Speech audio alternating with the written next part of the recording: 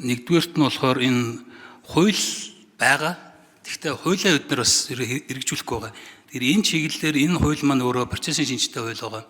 Тэгээд энэ хэрэгжүүлэхгүй байгаа дээр ямар хэмжээний одоо кросс чекс гэдэг юм уу бусад одоо субъектүүдээр хяндаг тийм одоо боломжуудыг нээсэн бай. Тухайлбал өнөөдөр бид нар уул уурхай мэржийн тухай хуулийг одоо хилцэхээр сая зөвшөөрж ин. Тэгэд энэ дээр жишээл ингээ харахаар одоо хууль зүйн энэ асуудлуудыг оруулж ирж байгаа нь хууль зүйн бүрдэл хангаж чадлаар засгийн газраас оруулж ирж байгаа. Гэхдээ засгийн газар нь өөрөө саналаа өгж байгаа байхгүй. Энэ дээр харангууд хууль зүйн дотоод хэргийн яамнаас энэ одоо жишээлбэл хууль нь хууль тогтоомжийн тухай хууль заасан шаардлагыг нийцсэн байна гэсэн дүгнэлтийг 3 сарын 26-нд гаргасан байна. Тэгэхээр өөрөөр хэлбэл олон нийтийн саналыг тодорхой хэмжээгээр авсан байх шаардлагыг жишээлбэл зөрчөөд аваагүй гана. Гэтэ энийг вебсайт дээр болохоор 27-нд нь өөрөөр хэлбэл хууль зүйн сайд шаардлага нийцсэн байна гэсний дараа нь өгч чана. Түрүүн бас улсын хурлын дарга бас хэлсэн. Энэ хилцэж амжаагүй учраас эдийн засгийн байнгын хорон дээр хилцээрэй. Гэх мэтлэнгээр ингээд хууль байгаа мөртлөө бид нэр хэрэгжүүлэхгүй байгаа. Тэгэхээр одоо жишээлбэл энэ чиглэлээр одоо ялангуяа энэ хууль тогтоомжийн хууль бол бид нар хууль засаглах эргэтэн дарахтан биш хууль засаглахад чухал учраас энийг мөрддөг байх. Энэ чиглэлээр ямар шүү хаалтууд хийсэн бэ гэдэг нэг асуулт байна. Хоёрдугаарт нь бас л яг энэ нөгөө дагалдах хуультай холбоотой заалт 41 дээр одоо жишээлбэл яг тодорхой болно 41-40 бүлэг дээр бол хууль тогтоомжийн бүрдүүлбэр заасан байгаа. Тэрэн дээр болохоор өөрчлөлт 41 дээр өөрчлөлт орсон юм байхгүй харагдаад байна л да. Зөвхөн дагалдах хуулийг нэмж хуулийн төслийг оруулж ирнэ. Тэгэхээр яг энэ дээр өөрчлөлт ороогүй болохоор дахиад дагалдах хуулиуд дээр өөрчлөлт одоо нөгөө бүрдүүлбэр хангах, олон нийтийн саналыг авах гэдэг юмнууд орхигдох үе. Дээр нь одоо хууль тогтоох явцад бас нэг юм хуудуутай ч гэдэг юм уу гинтийн юмнууд орж магадгүй, хууль зөрчсөн зүйл орж магадгүй заалтууд харахаар жишээлбэл зарчмын зөрүүтэй санал гарахад хууль хэлэлцүүлж явах явцад тэр зарчмын зөрүүтэй санал дээр асуулт асуух эрхвэдгүй мөлий.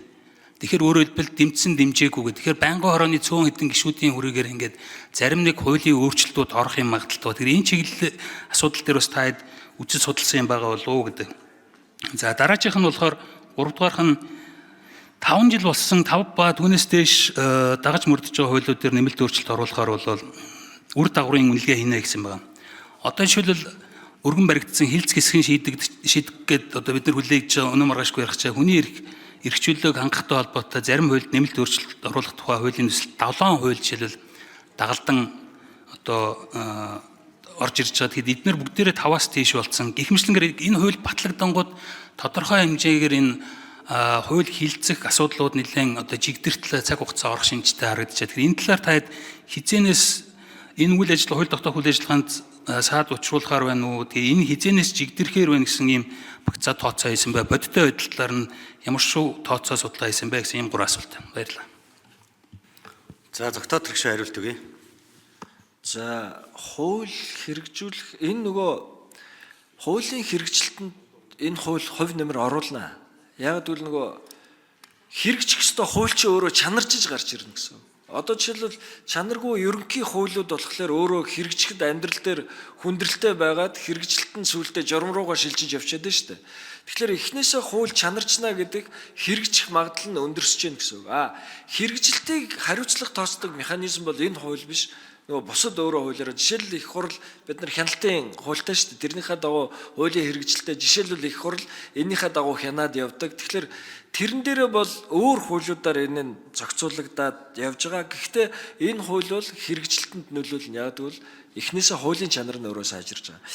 За дагалдах хуулиуд дээр манайхан ард хариулчих бах. Хоёрдугаар асуудал энэ зарчмын нөгөө зөрүүтэй санал энэ асуудал дээр бол гişүнэ ийм л энэ ч нөгөө дэгийн хуулиараа зохицуулагдаад явж байгаа болохоор энэ хууль өөрөө дэгийн хуулийг өөрчлөхгүй учраас энэ тэрнтэй бол нэг энэ дээр ямар нэгэн юу байхгүй зохицуулт байхгүй байгаа. Зохицуулагч нөгөө өөрийнх нь юу биш хуулийн асуудал биш хүрээний асуудал биш.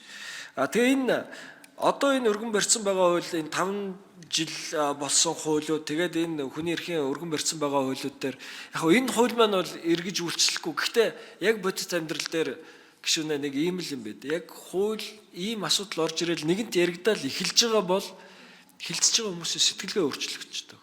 Эндээ хандлага өөрөө айгүй хариуцлагатай болоод эхэлнэ. Тэр хэмжээгээр энэ одоо гараагүй хилцэгдээд явж байхдаа л хүмүүс жишээлбэл энэ дагалдан орж ирж байгаа хуулиудынхаа дагуу айгүй олон юм өөрчлөгдчих гээд байдаг шүү. Үзэл агуулгатайгаа зөрчилдсөн юм орж ирдэг шүү гэл. Ингээд хүмүүс илүү анхааралтай нөгөө хуулиудад хандах тэр боломж үүсэж байгаа. Тэгээ манайхан бас ардаас нэмээд хариулах уу? За ажлын хэсгийн 9-р микрофон Алтан гэрэл зөвлөх хариулъя.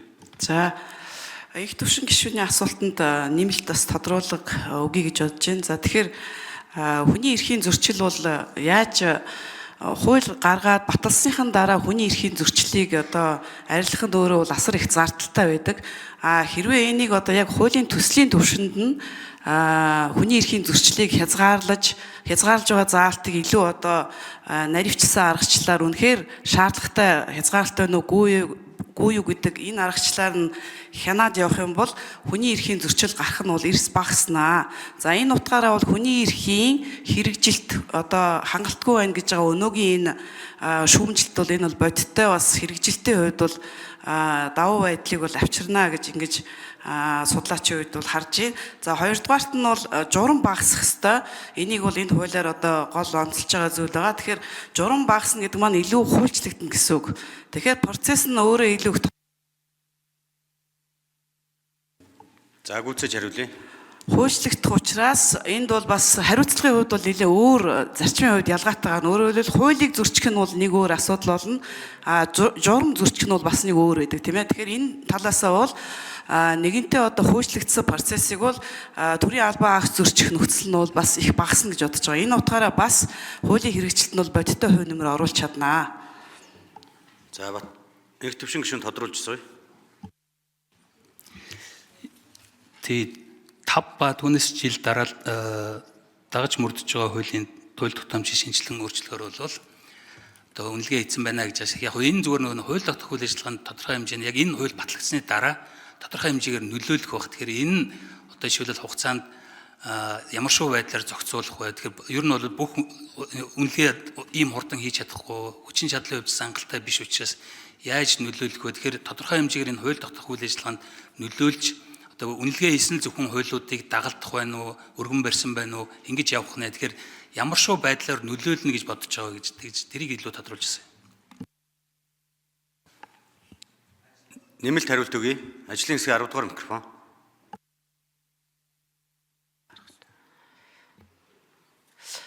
Хуулийн төслийн 51-ийн 5-д яг тийм одоо заалт орсон байгаа.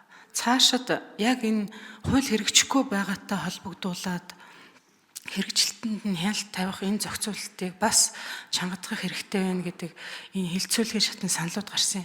Тэгээд цаашид 5 ба түүнээс дээшчил болсон энэ хуулийн өөрчлөх, нэмэлт өөрчлөлт оруулахдаа хэрэгжилтийг үнэлж явах хэрэгтэй.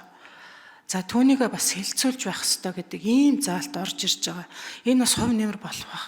Хуулийн хэрэгжилтэн дээр анхаарал хандуулахад за энэ хуулийн мэдээж бас ийм одоо шаардлага нь өндөрсөж байгаа гэсэн үг яг тийм. Энэ хуулийг бол дагаж мөрдөх хугацааг нь бол ердийн журмаар хууль санаачлагч бол өргөн мэдүүлсэн байгаа. Өөрөөр хэлбэл ердийн журмаар одоо хэрэгжээд явах байгаа. За магадгүй хилцүүлгийн шатанд бас энэ дээр санал гарвал бас ингээд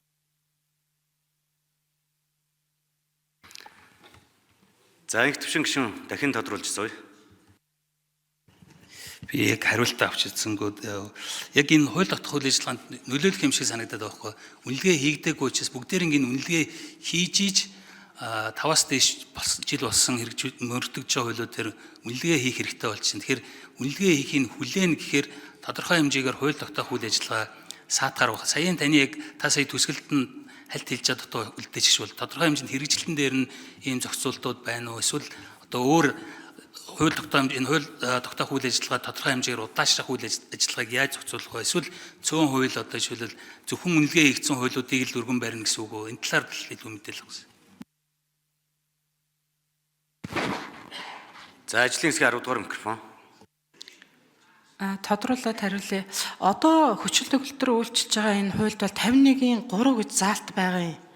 За энэ заалт бол яг одоо хатуу 5 жил гэж заагаагүй. Түүнээс наан хэрэгжилтийг үнэлж болно гэдэг ийм зохицуулт байгаа. Гэхдээ цаатлын хугацаа нь бол 5 жил шүү.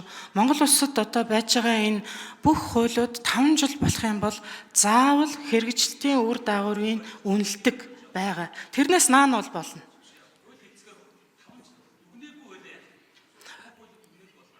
Одоо байж байгаа хуулиараа бол заавал хэрэгжилтийг үнэлэх ёстой байж байгаа. Гагцхүү энэ заалтаа бид нар хэрэгжүүлэх ёстой.